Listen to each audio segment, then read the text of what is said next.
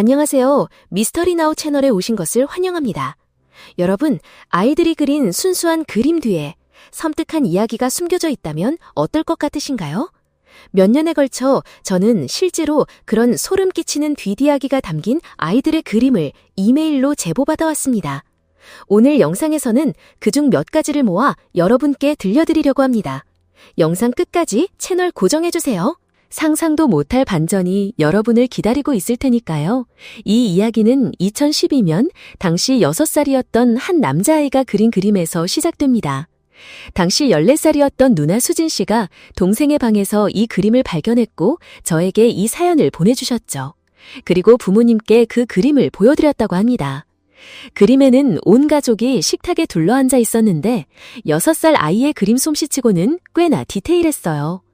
가족 구성원은 물론이고 키우던 강아지와 고양이까지 모두 그려져 있었거든요. 하지만 수진 씨가 유일하게 알아볼 수 없었던 한 사람이 있었습니다. 바로 식탁 뒤쪽 바닥에 앉아있는 한 남자였죠. 수진 씨가 제게 보내준 이메일에 따르면 남동생에게 저 남자가 누구냐고 물었지만 동생은 그저 어깨를 으쓱하며 말하면 안 돼 라는 말만 되풀이할 뿐이었어요.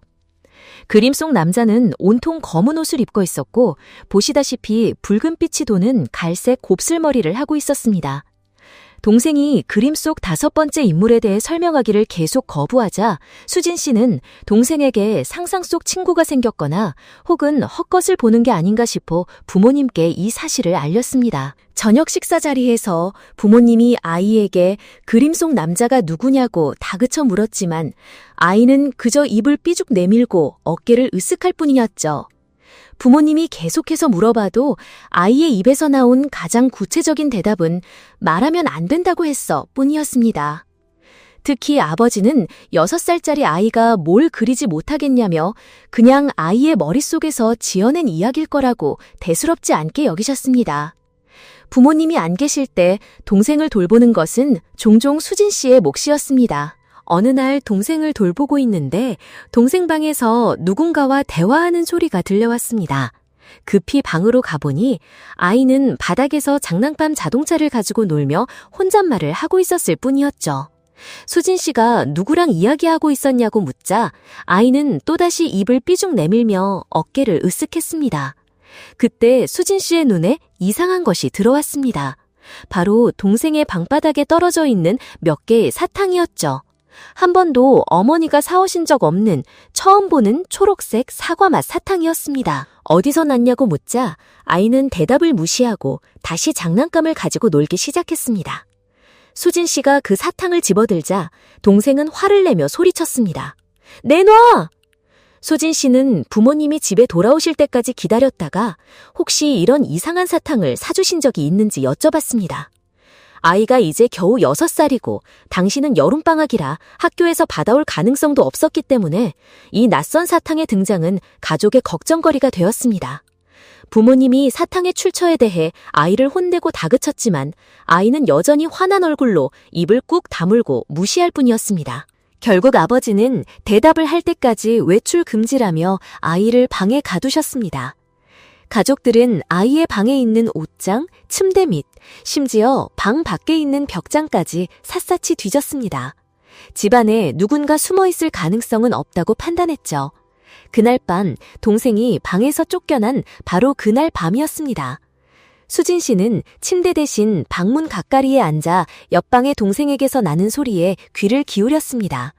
동생이 다시 누군가와 이야기하기 시작하면 바로 알아챌 수 있도록요. 그리고 예상대로 동생의 잠잘 시간이 한참 지났을 무렵 방에서 소곤거리는 소리가 들려왔습니다.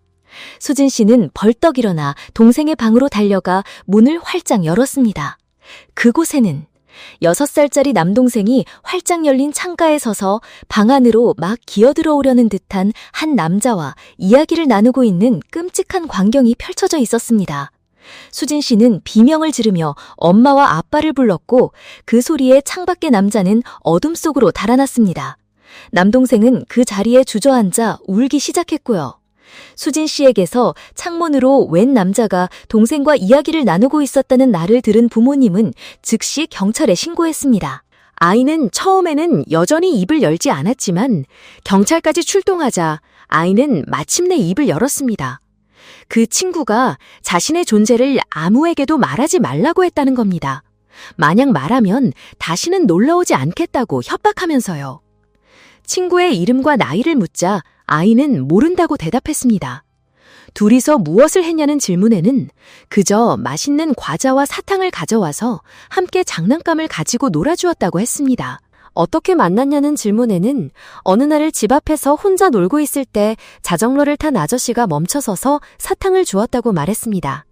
그리고 그 남자는 더 맛있는 과자와 사탕을 가져다 주겠다고 약속하며 수진 씨 동생에게 어느 방 창문이 자기 방인지 알려달라고 했던 것입니다. 모든 사건은 그렇게 시작되었습니다. 2015년에 제게 제보된 이야기입니다. 두 아이의 어머니께서 보내주셨는데 6살 아들과 8살 딸이 있었다고 해요. 거의 매일 밤 12시부터 새벽 5시 사이 아들은 부모님 침실로 울면서 찾아왔습니다. 방에 뭔가 혹은 누군가가 침대 끝에 서 있어서 무섭다는 것이었죠. 아들은 매일 밤 그 존재가 벽장에서 나와 침대 발치 같은 자리에 서서 움직이지 않는다고 주쟁했습니다. 처음 몇 번은 부모님도 아들을 안심시키기 위해 아이 방을 확인했습니다. 그때마다 벽장문은 늘 열려 있었다고 해요. 닫혀 있어야 할 벽장문이 왜 항상 열려 있는지 묻자 아들은 벽장 속 존재에 대해 사실을 말하고 있기 때문이라고 답했습니다. 부모님이 벽장이 비어 있음을 보여줄 때마다 아이는 다시 잠이 들곤 했습니다. 8살 딸은 이런 비슷한 문제로 고통받은 적이 한 번도 없었다고 해요. 며칠 밤 동안은 부모님도 아들을 자신들의 방 바닥에 담요를 깔고 재웠습니다. 하지만 너무 오랫동안 이런 일이 반복되자 부모님은 마지막으로 한 번 더 아이의 이야기를 들어주기로 하고 침대 발치에 있던 것이 어떻게 생겼는지 그려보라고 했습니다. 아이의 그림은 부모님의 등골을 오싹하게 만들었습니다. 그림 속에는 마치 영화 주온의 귀신 같은 형상이 있었는데 6살 아이는 물론이고 어른에게도 악몽을 꾸게 할 만큼 섬뜩한 모습이었습니다. 그림에는 창문에도 무언가가 있는 듯 보였고 이에 대해 묻자 아들은 그것이 침대 발치에 없을 때는 가끔 창문에서도 보인다고 말했습니다. 부모님은 이 문제를 해결하기 위해 아들의 침대를 복도 건너편에 있는 큰 벽장이 없는 여분의 침실로 옮겼습니다. 이 이야기를 제보한 어머니는 그 그림을 볼 때마다 그리고 한밤중에 아들이 울면서 방으로 찾아올 때마다 자신도 모르게 소름이 돋았다고 합니다. 자, 이제 3번째, 마지막 이야기입니다. 이번 이야기는 조금 독특해요. 그림과 글이 섞여 있거든요. 3장의 종이에 걸쳐서 발견된 이야기입니다. 이건 분당에 사는 11살 남자아이 민준이를 돌보던 베이비시터가 발견한 건데요. 베이비시터의 이름은 수진이라고 할게요. 수진 씨는 민준이의 부모님이 일주일간 집을 비우게 되면서 고용됐습니다. 수진 씨의 말에 따르면 민준이는 굉장히 조용하고 내성적인 아이였다고 합니다. 하루 대부분을 자기 방에서만 보냈죠. 냉장고에서 음식을 꺼내거나 거실로 나와 비디오 게임을 할 때만 밖으로 나왔습니다. 첫날 수진 씨는 아이와 친해지려 노력했지만 이내 포기하고 말았어요. 민준이가 자신을 싫어하거나 아니면 그냥 원래부터 불친절하고 어딘가 으스스한 아이라는 생각이 들었기 때문이죠. 그래서 수진 씨는 대부분의 시간을 자신의 과제를 하거나 영화를 보며 보냈습니다. 그녀는 민준이가 장난감총에 집착한다는 걸 알고 있었어요. 집안 여러 방에 너프건부터 비비탄총, 온갖 종류의 장난감총들이 널려 있었으니까요. 하지만 수진 씨는 아직 민준이의 방에 들어가 본 적은 없었습니다.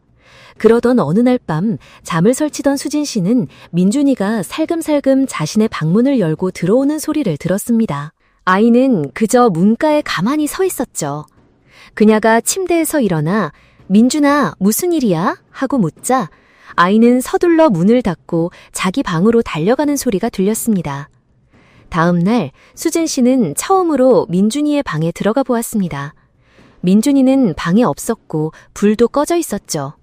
이건 그가 거실에서 비디오 게임을 하고 있다는 뜻이었어요. 아이가 머무는 곳은 자기 방 아니면 거실, 딱 2곳뿐이었거든요. 수진 씨가 보기엔 어울리는 친구조차 없어 보였습니다. 민준이의 방바닥에는 여러 장의 종이들이 흩어져 있었습니다. 그녀의 눈에 가장 먼저 들어온 것은 권총 그림이었어요. 이것만으로는 딱히 놀랄 일은 아니었죠. 그저 아이의 총에 대한 집착을 다시 한번 보여주는 것일 뿐이었으니까요. 하지만 수진 씨는 종이들을 뒤적이다가 스테이플러로 함께 묶인 4장의 종이를 발견했습니다. 마치 작은 동화책 같았죠. 첫 장은 표지인 듯했고 거기엔 베이비시터라는 제목이 적혀 있었습니다. 순간 수진 씨는 이 책이 자신에 대한 이야기라는 걸 직감했습니다. 읽다가 들키고 싶지 않았던 그녀는 재빨리 각 페이지와 권총 그림을 휴대폰으로 찍은 뒤 다른 곳에서 읽어보기 위해 방을 나왔습니다. 그녀가 찍은 사진은 이랬습니다. 이것이 민준이가 쓴 2번째 페이지였습니다. 엄마 아빠가 처음으로 베이비시터를 데려온 평범한 날이었다. 그녀에게는 내가 싫어하는 무언가가 있다. 아마 너무 못생겨서 그런 것 같다. 완전 쌤님이다. 우리 집에 저 여자가 있는 게 싫다. 엄마 아빠는 왜 저런 사람을 고용했는지 모르겠다. 아무래도 그녀를 죽여야 할 것 같다. 페이지에 그려진 그림은 소파에 앉아 휴대폰을 보고 있는 수진 씨와 그런 그녀를 문틈으로 엿보는 민준이의 모습이었습니다. 그리고 이건 다음 페이지였습니다. 벌써 3일째인데 그녀는 아직도 여기 있다. 엄마 아빠는 내가 우리 집 음식을 전부 먹어치우는 짜증나고 못생긴 베이비스터가 필요한 아기라고 생각하는 게 틀림없다.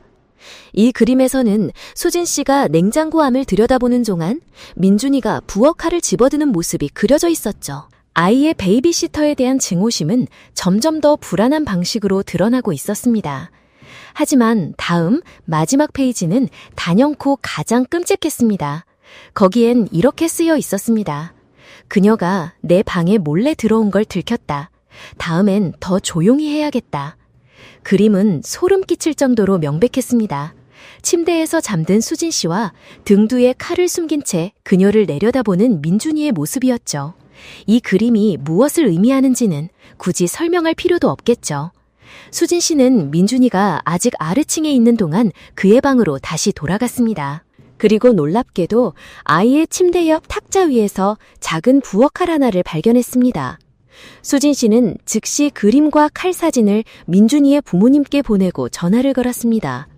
처음엔 부모님도 그저 아이의 장난일 거라고 그녀를 설득하려 했지만 민준이에게 끔찍한 의도가 있을 수 있다는 사실을 이내 받아들인 듯 했습니다. 바로 그날 민준이의 할머니가 대신 아이를 돌보러 오셨습니다. 수진 씨는 경찰이나 다른 기관에 신고하지 않은 채 그 집을 떠났습니다. 그녀는 그날 밤 원래 약속되었던 2주치의 급여를 받고 부모님의 사과를 받아들였습니다.